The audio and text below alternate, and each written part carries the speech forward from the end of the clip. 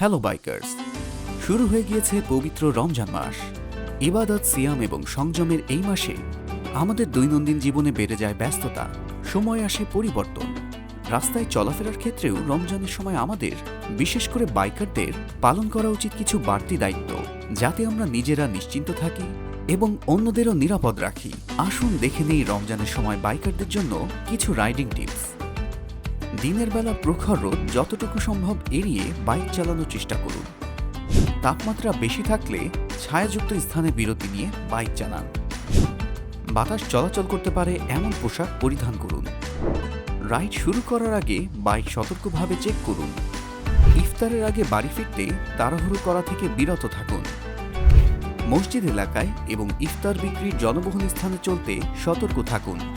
ক্লান্তি এড়াতে সংক্ষিপ্ত রুট এবং পরিচিত রুট ব্যবহার করুন। অতিরিক্ত হর্ন বাজানো এবং গতি প্রতিযোগিতা থেকে বিরত থাকুন। পানি শূন্যতা রোধে ইফতারে এবং সেহরিতে নিয়মিত প্রচুর পানি পান করুন। সেফটি গিয়ার পরিধান করে বাইক চালানোর অভ্যাস রাখুন।